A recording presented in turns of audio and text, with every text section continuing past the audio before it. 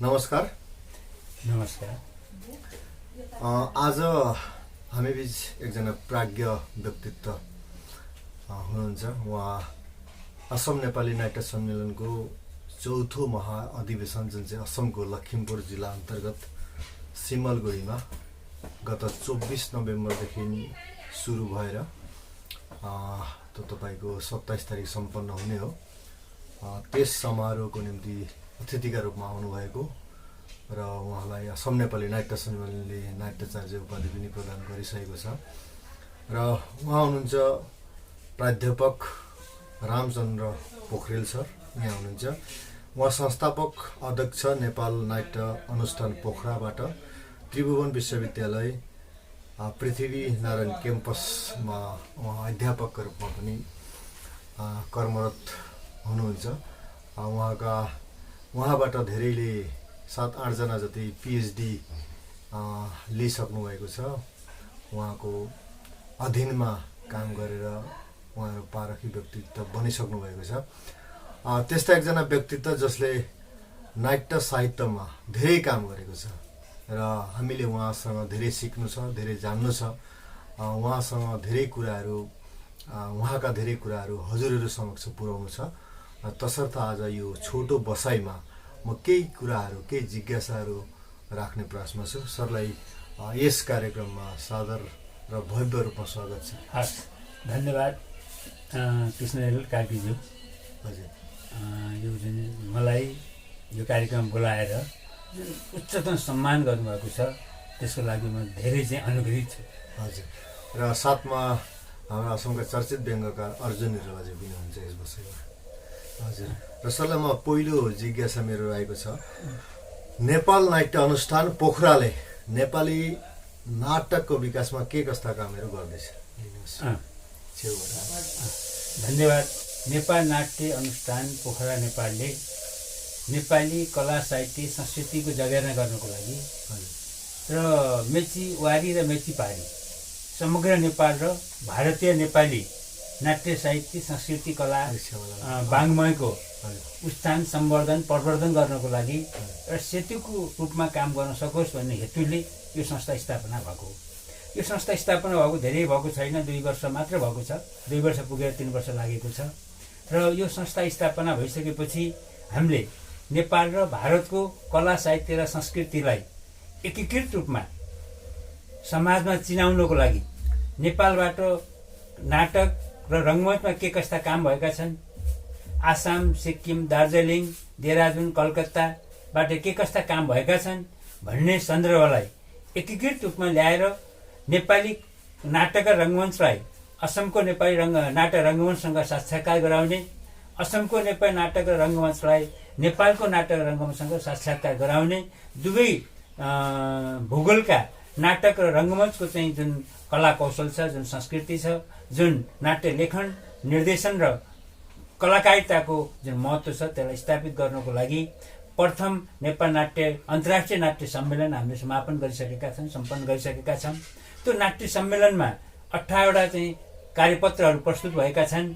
अहिले त्यसको समष्टि रूप चाहिँ परिमार्जित रूप यो रङ्ग दृष्टिकोण 2 नाट्य विमर्श भनेर हामीले प्रकाशित गर्दैछौँ, जसमा नाट्य अनुसन्धान खण्ड, नाट्य वार्ता खण्ड, नाट्य कार्यपत्र खण्ड, परिशिष्ट खण्ड त्यसमा हामीले दिएका छौँ। यसको एउटै उद्देश्य के हो भन्दाखेरि हाम्रो आसामको कला साहित्य संस्कृति, दार्जिलिङको कला साहित्य संस्कृति, नेपालको कला साहित्य संस्कृति, देहरादुनको कला साहित्य संस्कृति र तपाईँको दिल्ली र कलकत्ताको नेपाली कला साहित्य संस्कृतिको अवस्था के छ, हामी कुन अवस्थाबाट गुज्रिरहेका छौँ, त्यसको यथार्थ ऐना तस्बिर हाम्रो समाजमा प्रतिबिम्बित हुन सकोस् र यो भारतीय नेपाली भूगोल र नेपालको भूगोलमा जुन अहिले एउटा चाहिँ अलिकति सम्बन्ध चाहिँ ग्याप रहेको अवस्था छ, सम्बन्ध चाहिँ पुरा हुन सकेको छैन, त्यसमा घनीभूत रूपमा यताका विचारहरू उता पुग्न सकुन्, नेपाल पुग्न सकुन्, नेपालका विचारहरू भारतीय भूमिमा रहनुभएका तपाईँ जस्ता स्रष्टाको बिचमा पुग्न सकोस् भन्ने उद्देश्यले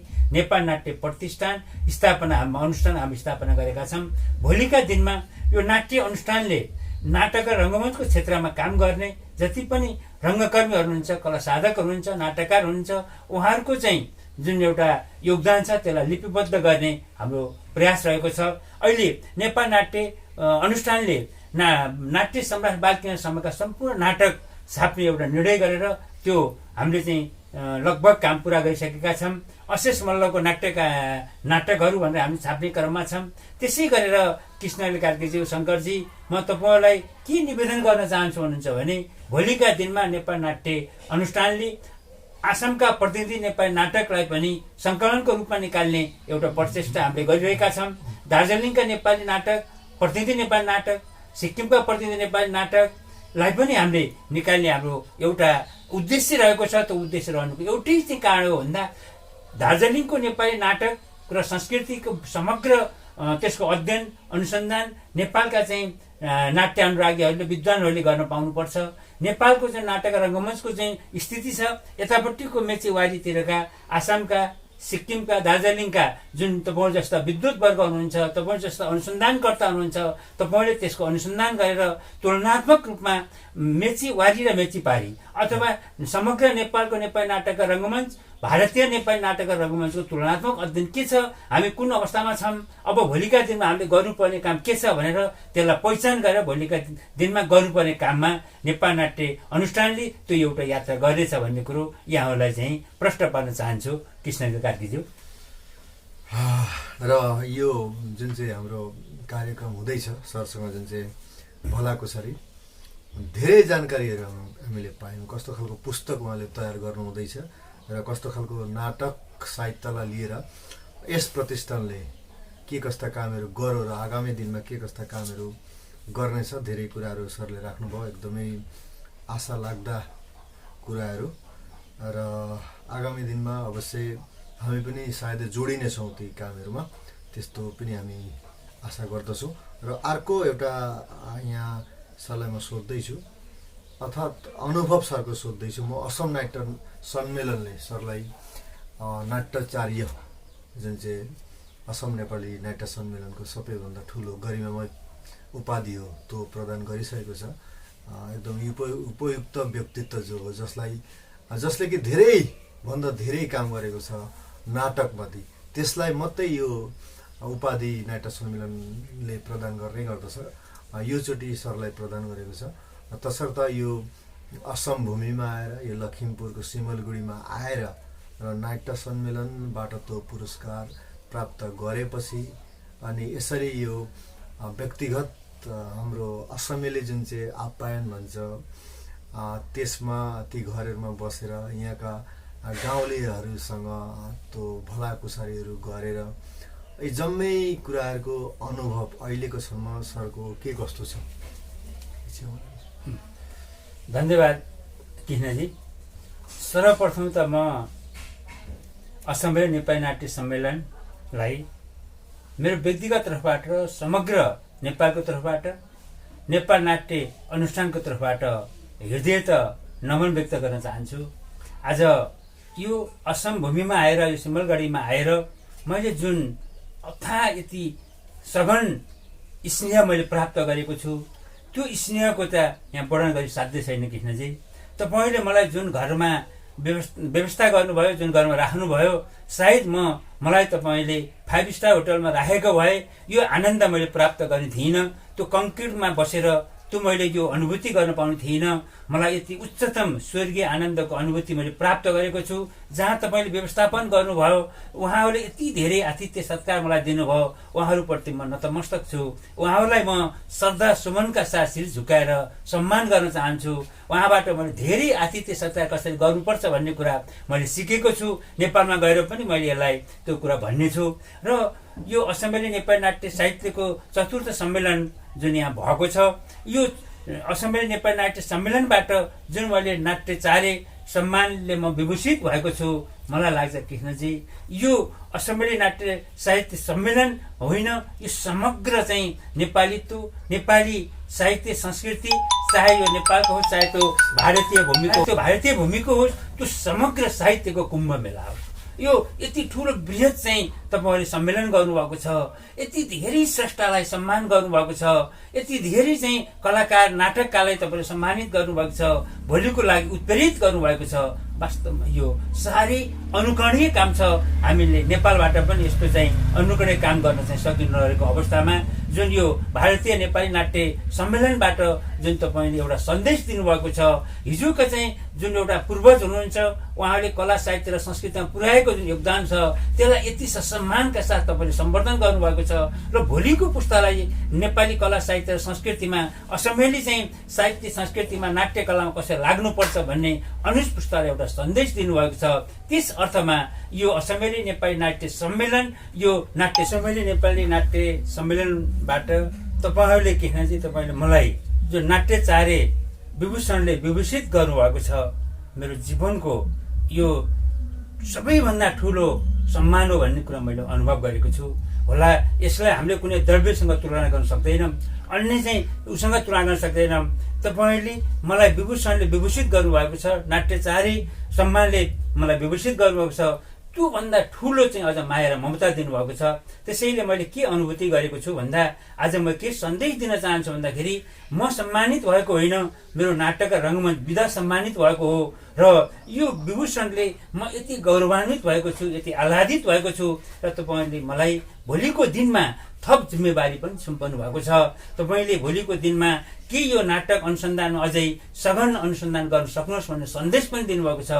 कृष्णजी, मैले तपाईँलाई साँची राखेर भन्छु, अबको 2 वर्षभित्रमा तपाईँले जुन एउटा उच्च सदिच्छाका साथ, उच्च चाहिँ ममत्वका साथ, स्नेहका साथ मलाई विभूषणले विभूषित गर्नुभएको छ, त्यसप्रतिको ऋण मैले, त्यसप्रतिको जुन तपाईँको आशा विश्वास र भरोसालाई निश्चित पनि पुरा गर्ने प्रतिबद्धता व्यक्त गर्दछु। यो सम्मान मेरो मात्र सम्मान होइन, समग्र नेपाली नाटक र साहित्यको सम्मान हो, समग्र चाहिँ भारतीय नेपाली नाट्य साहित्यको सम्मान हो। मैले त्यो सम्मान त्यो रूपमा लिएको छु र आज म धेरै भाव विभोर भएको छु। तपाईँहरू धेरै ठुलो माया दिनुभएको छ। यो मायालाई मैले नेपालमा गएर पनि अन्य साथीहरूको समक्षमा चाहिँ मैले राख्नेछु र यो सम्मानले, विभूषणले, यो सम्मेलनले हाम्रो नाटक र संस्कृति रङ्गमञ्च निकै सम्मानित भएको मैले अनुभव गरेको छु कृष्णजी। र यसमा थोरै कुरो म के जोड्न चाहन्छु भन्नुहुन्छ भने भोलि यो नाटक र रङ्गमञ्चलाई सुव्यवस्थित ढङ्गमा अगाडि बढाउनको लागि, यसलाई व्यवस्थित ढङ्गमा अगाडि बढाउनको लागि हामीले सिलगढीमा एउटा सेन्टर पोइन्टमा हामीले केही नाट्य संस्था स्थापित गर्न खोजेका छौँ। त्यो बिचमा नेपालबाट पनि त्यो सिलगढी सेन्टर पर्ने, भारतीय भूमिबाट पनि त्यो सेन्टर पर्ने, त्यो सेन्टरमा अब भारतको चाहिँ समग्र नाटक र रङ्गमञ्च विचार त्यहाँ प्रस्तुत होस्, नेपालको नाटक र रङ्गमञ्च विचार त्यहाँ प्रस्तुत होस्, अबका नाटक कसरी लेखिनुपर्छ, अबका निर्देशकले नाटक कसरी निर्देशन गर्नुपर्छ, अबका कलाकारले कसरी चाहिँ अभिनयमा अभ्यस्त हुनुपर्छ, अबका तपाईँको चाहिँ दर्शकले नाटक कसरी हेर्नुपर्छ भन्ने बारेमा हामीले बहस गर्नुपर्छ, चिन्तन गर्नुपर्छ, अन्तर्क्रिया गर्नुपर्छ र सम्भव भएसम्म 1 महिनाको चाहिँ कोर्स पनि लिनुपर्छ भन्ने हामीले चाहिँ अनुभव गरेका छौँ कृष्णजी। त्यो व्यवस्था मिलाउनको लागि तपाईँ हाम्रो साझा प्रयासबाट त्यो पक्कै पनि सम्पन्न हुनेछ भन्ने मैले सन्देश लिएको छु। र यो नाट्य सम्मेलनले जुन मलाई नाट्यचार्य पुरस्कारले विभूषित गर्नुभएको छ, समग्र चाहिँ नाट्य सम्मेलन परिवारलाई, समग्र असमेली साहित्य सम्मेलनलाई, समग्र असमका चाहिँ मेरा बन्धुहरूलाई, मित्रहरूलाई म के आग्रह गर्न चाहन्छु भन्दा तपाईँले मलाई यति ठुलो माया, यति ठुलो चाहिँ ममत्व र विभूषित अलङ्कृत गर्नुभएको छ, सबैप्रति म नतमस्तक हुँदै हृदयता सबैजनप्रति म नमन र कृतज्ञता व्यक्त गर्न चाहन्छु। र भोलिको दिनमा पनि मैले यो सौभाग्य पाउनेछु। भोलिको दिनमा हाम्रो सहयात्रा निरन्तर हुनेछ, अझ हाम्रो मित्रता प्रगाढ बन्दै जानेछ र नाटक र रङ्गमञ्चको क्षेत्रमा अझ हामीले सघन रूपमा संयुक्त रूपमा काम गर्न सक्नेछौँ भन्ने विश्वास पनि यहाँलाई म दिलाउन चाहन्छु, प्रकट गर्न चाहन्छु। यो मेरो चाहिँ आशा र विश्वास हो। तपाईँहरूबाट ठुलो सदिच्छा पुनः मैले पाउनेछु भन्ने मैले चाहिँ विश्वास लिएको छु कृष्णजी। धन्यवाद सर। धेरै महत्त्वपूर्ण कुराहरू सरले राख्नुभयो। यो सिलगढीमा जुन चाहिँ अन्तर्राष्ट्रिय स्तरमा तहमा नाटकको केन्द्र बनाउने जुन चाहिँ योजना छ त्यो सुनेर एकदमै खुसी लागेको छ। र अर्को कुरो, यो आतिथ्यप्रति पनि सर अभिभूत हुनुभएछ। नाट्याचार्य उपाधि पाएर पनि सर धेरै नै आनन्दित हुनुभएको कुरा पनि सुन्दा त्योभन्दा बढी आनन्दित हामी भएका छौँ। हामीलाई डर लागेको थियो हाम्रो आतिथ्यमा केही खोट रहनेछ कि, कमी कमजोरी हुनेछ कि भन्ने त्यस्तो खालको एउटा शङ्का थियो मनमा। त्यो शङ्कालाई सरले धेरै हदसम्म दूर गर्नुभएको छ। एकदम सुन्दर आतिथ्य भन्नुभएको छ। 5 स्टार होटलभन्दा बढी यो यसमा आफ्नोपन छ, माटाको सुवास छ, यस्तो खालको कुराहरू यहाँ प्रकट गर्नुभएको छ। सरलाई हामी हृदयदेखि नै आभार प्रकट गर्दछौँ। अझै पनि सर यस क्षेत्रमा धेरै कामहरू गर्नुहुनेछ। अर्को फेरि म यहाँ असमिली नाट्य साहित्यको कुरा यहाँ ल्याउँदैछु। सर, असमिली नाट्य साहित्यको सन्दर्भमा तपाईँले केही कामहरू गर्नुभएको छ, यस विषयमा के भन्नुहुन्छ? धन्यवाद कृष्णजी। असमिली नेपाली नाटकको इतिहास रङ्गमञ्चमा मैले लेखेको छु। मैले यति मात्रै निवेदन गर्न चाहेँ। असमका नाटककारको नाट्य चेतनको बारेमा मैले काम गरेको छु र मैले असमका नाटक पढ्दै जाँदाखेरि, हेर्दै जाँदाखेरि मैले के पाइरहेको छु भन्नुहुन्छ भने, हामी थोरै साङ्गठनिक रूपमा काम गर्न नसकेका हौँ कि अहिलेको समय सापेक्ष हामी कता कता चाहिँ अलिकति चाहिँ त्यसलाई व्यवस्थापन गर्न नसकेका हौँ कि भन्ने मैले अनुभूति पाएको छु। यहाँ धेरै काम भएको छ। हिजो मैले त्यहाँ के सुनेको छु भन्दाखेरि अब यो प्रकाशित रूपमा असमका नाटक एकाङ्की छापिएका छैनन्, त्यो धारणासम्म मान्नेवाला पटक्कै छैन। मेरो अध्ययनले के बताउँछ भन्दाखेरि सबैभन्दा बढी एकाङ्की असमबाट लेखिएका छन्। यद्यपि प्रकाशित भएन भन्दैमा असमबाट नाटक चाहिँ प्रकाशित भएका छैनन्, एकाङ्की प्रकाशित भएका छैनन्, त्यो हामीले भन्न मिल्दैन चाहिँ कृष्णजी। त्यसलाई प्रकाशनको पाटो एकातिर छ, लेखन, रङ्गमञ्च, अभिनयको पाटो अर्कोतिर छ। नाटक सामूहिक कला हो, प्रकाशन गर्ने जिम्मा अरूले लिनुपर्छ र असमबाट यति धेरै नाटक र एकाङ्कीहरू लेखिएका छन्। नेपाली नाट्य साहित्यमा, नेपाली रङ्गमञ्चमा असमको नाटक रङ्गमञ्च ठुलो चाहिँ बल पुर्याएको छ, टेवा पुर्याएको छ, एउटा खम्बाको पिलरको काम गरेको छ। तर पनि यो समसामयिक ढङ्गमा जसरी चाहिँ नाटक अगाडि जानु पर्थ्यो त्यति मात्र नगएका हुन् कि हाम्रो बिचमा चाहिँ अन्तर्क्रिया नपुगेको हो कि हाम्रो बिचमा छलफल नपुगेको हो कि बहस नपुगेको हो कि प्रशिक्षण नपुगेको हो कि भन्ने कता कता आभास मात्रै मलाई भएको छ। तर यो क्षेत्रबाट नाटक र रङ्गमञ्चको बारेमा हाम्रा पूर्वजहरूले, हाम्रा समकालीनहरूले जसरी चाहिँ नाटक र रङ्गमञ्चमा अभ्यस्त भएर आफूलाई अभ्यस्त गराउनु भएको छ, त्यो अभ्यस्तताप्रति म नमन भएर मेरो व्यक्तिगत तर्फबाट, समग्र नेपालको तर्फबाट तपाईँप्रति कृतज्ञता व्यक्त गर्न चाहन्छु। र यो जुन अभ्यस्तता छ नाटक र रङ्गमञ्चको लागि जसरी चाहिँ यहाँका साधकहरू लाग्नु भएको छ, त्योबाट भोलिको पुस्ताले एउटा प्रेरणा सिकेर यसलाई निरन्तरता दिनुहुनेछ।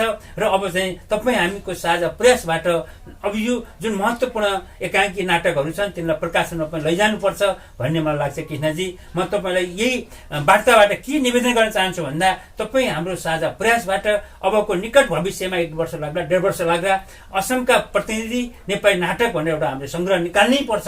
त्यसमा चाहिँ त्यो रङ्गमञ्चमा खेलिएका नाटक आउनुपर्छ। नाटक भनेको रङ्गमञ्च विधा हो, पाठ्य विधा होइन, उपन्यास, कविता, कथा जस्तो नाटक होइन। नाटक एउटा सामूहिक कला हो, सामूहिकताको भावमा हुन्छ। सफल नाटककार हुँदैमा नाटक सफल हुँदैन, सफल निर्देशक हुँदैमा नाटक सफल हुँदैन, सफल अभिनेताकर्ती हुँदैमा नाटक सफल हुँदैन, एउटा सुन्दर दर्शक हुँदैमा पनि नाटक सफल हुँदैन। त्यसको लागि सबैको सामूहिक प्रयास चाहिन्छ, नेपथ्य कर्मीको प्रयास चाहिन्छ। त्यसैले अबको असमको नेपाली नाटक र रङ्गमञ्चको जीवन्तताको लागि एउटा तपाईँ हामीले बहसको थालनी गरौँ, अन्तर्क्रियाको थालनी गरौँ, समसामयिक चिन्तन र दृष्टिकोणको थालनी गरौँ र अब कसरी नाटक लेख्ने, कसरी निर्देशन गर्ने, कसरी अभिनय गर्ने भन्ने कुरालाई बहसमा लैजान सक्यौँ भने निश्चित पनि असमको नेपाली नाटक र रङ्गमञ्चले विश्व नाट्य साहित्यको रङ्गमञ्च र चाहिँ नाटकको क्षेत्रमा जुन एउटा स्थिति छ त्यो स्थितिलाई चाहिँ उसले पछ्याउन सक्छ, त्यो स्थितिमा आफू पुग्न सक्छ। र हामीले चाहिँ कृष्णजी अरू भाषाभाषी, बहु जनजाति, बहु भूगोल, बहु संस्कृतिमा हामी रुमलिएका छौँ। अरू संस्कृतिको विकास कसरी भएको छ, अरू जनजातिको साहित्य संस्कृति विकास कसरी भएको छ, नाटकको विकास कसरी भएको छ, त्यसलाई पनि हामीले नजिकबाट निहाल्नुपर्छ। कृष्णजी तपाईँलाई म एउटा अनुभव गर्छु। काठमाडौँको कविता र असमको कविता फरक छ, तपाईँको दिल्लीको कविता र चाहिँ असमको कविता फरक छ, अमेरिकाको कविता र असमको कविता फरक छ। कृष्णजी तपाईँ हेर्नुहोस्, काठमाडौँको नाटक र असमको नाटक फरक छैन, अमेरिकाको नाटक र असमको नाटक फरक छैन।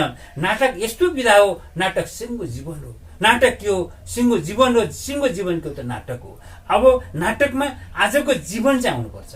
नाटकले आजको समाजलाई प्रतिबिम्बित गर्न सक्नुपर्छ। त्यो गर्यो भने हाम्रो नाटक समय सापेक्ष अगाडि बढ्छ। त्यसैले असमबाट यति धेरै नाटक, यति सुन्दर नाटक, मौलिक नाटक, ऐतिहासिक नाटक, पौराणिक नाटक, अनुदित नाटक समसामयिक लेखिएका छन्, तर त्यसलाई हामीले व्यवस्थित गर्न नसकेका हौँ कि भन्ने आभास मात्र मलाई भएको हो। तर नाटक र रङ्गमञ्च क्षेत्रमा प्रशस्त काम भएको छ। मेरो एउटा वृहत अब नाटकको किताब आउँदैछ, त्यसमा मैले सङ्केत मात्रै गर्न खोजेको छु। त्यसको चाहिँ विस्तृत विवरण चाहिँ तपाईँले 1.5 वर्षमा पढ्न पाउनुहुनेछ। मलाई चाहिँ यो प्रश्न सोधेर आफ्नो यो असमको नाटक र रङ्गमञ्चको बारेमा जे कुरा गरेको थिएँ त्यो एउटा व्यक्त गर्ने अवसर पनि दिलाउनु भयो कृष्णजीप्रति म एकदम आभार पनि व्यक्त गर्न चाहन्छु यस क्षणमा। कृष्णजी सर, अब एउटा कुरो भनिदिनुहोस् न त, अबका नाटकको स्वरूप के कस्तो हुनुपर्दछ?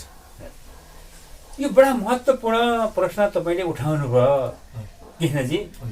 मेरो मित्र अनमित शङ्करजी पनि यही हुनुहुन्छ, अर्जुनजी।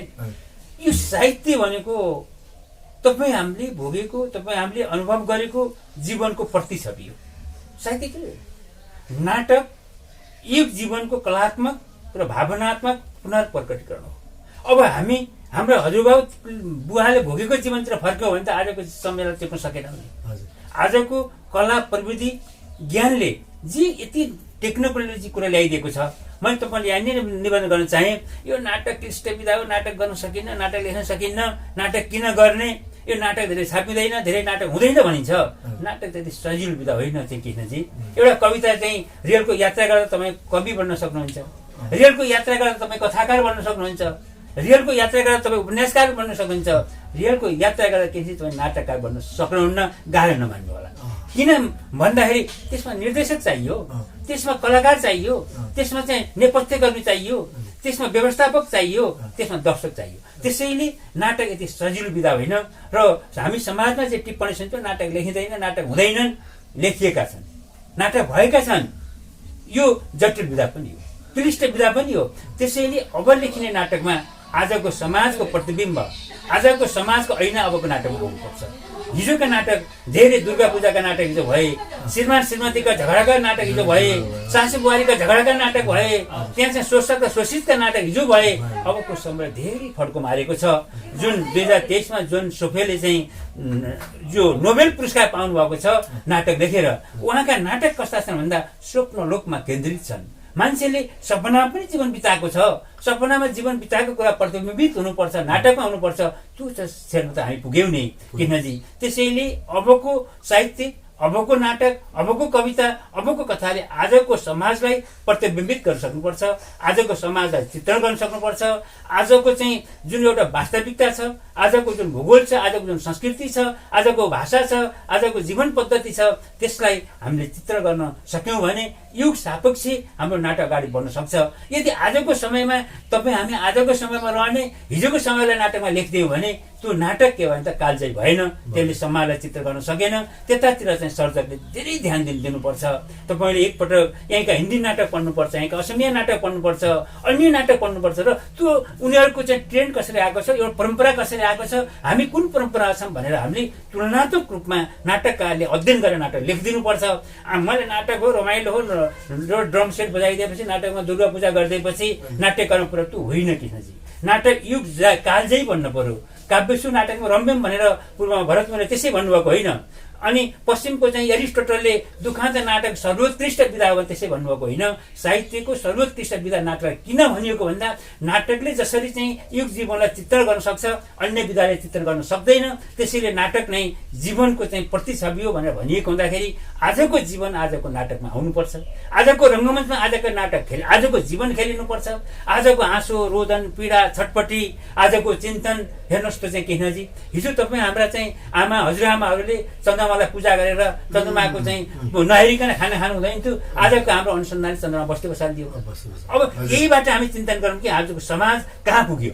अब त्यो चन्द्रमाकोलाई चाहिँ पूजा गरेर बस्ने कि त्यसको चाहिँ त्यो समाजलाई चित्रण गर्ने। हामीले पूजा गरेर बस्यौँ भने त हामी त पुरातन भयौँ नि। त्यसैले आजको चाहिँ समाजले चन्द्रमा बस्ती बसाल्यो भने त्यो चन्द्रमामा बस्ती कसरी बसाल्यो, त्यहाँको जनजीवन के छ, कसरी बस्ती बस्न सक्दो रहेछ, अनुसन्धान त हो त। यो नाटकले त भोलिको पुस्तालाई नवीनता चेतना सिकाउने हो। हामीले भोलिको पुस्तालाई नवीनता चेतना सिकाउनको लागि आज समाजमा, आज विश्वमा भइरहेका घटना र सूचनाहरू नाटकको माध्यमबाट प्रवाह गर्न सक्नुपर्छ।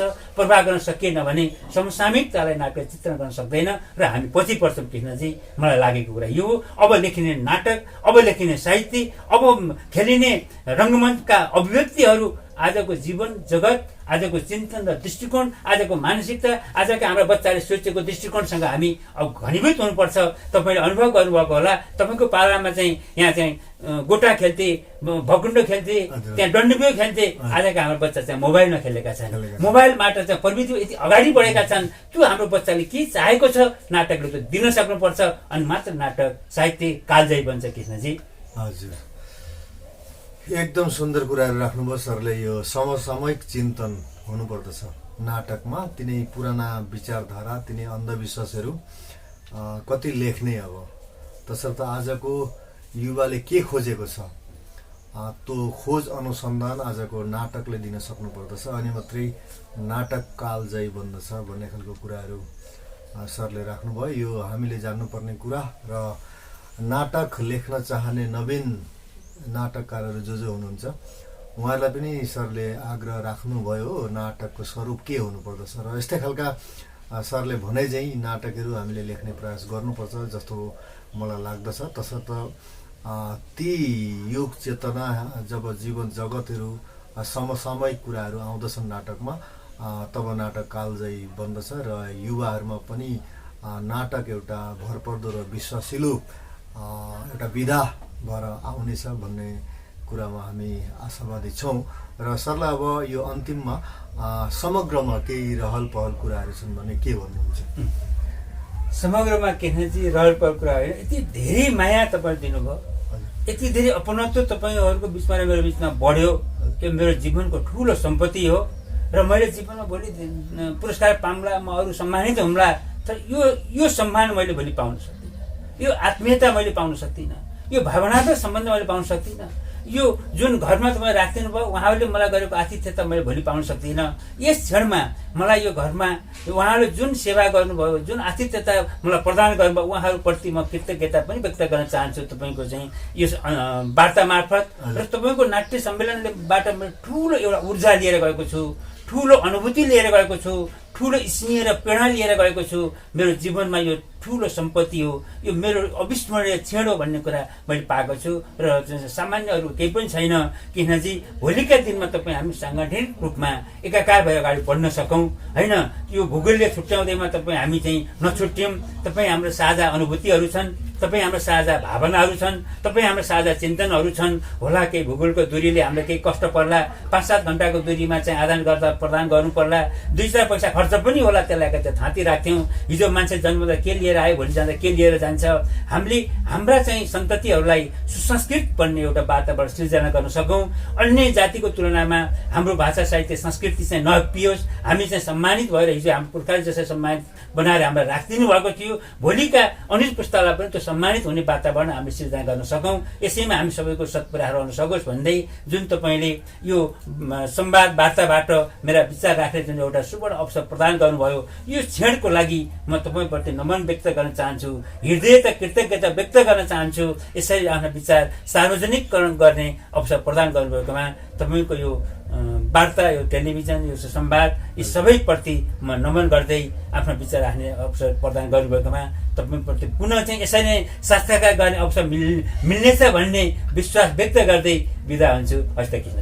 हजुर, र धेरै धेरै धन्यवाद छ पोखरेल सरलाई। र सरले हामीलाई समय दिनुभयो र धेरै कुराहरू यहाँ भन्नुभयो, आफ्नो अभिव्यक्ति जुन चाहिँ हो यहाँ व्यक्त गर्नुभयो। र नाटक विधालाई मन पराउने दर्शकहरूले यो जुन चाहिँ हाम्रो भलाकुसारी हो यो हेरेर धेरै कुराहरू जान्न सक्नुहुन्छ, सिक्न सक्नुहुन्छ।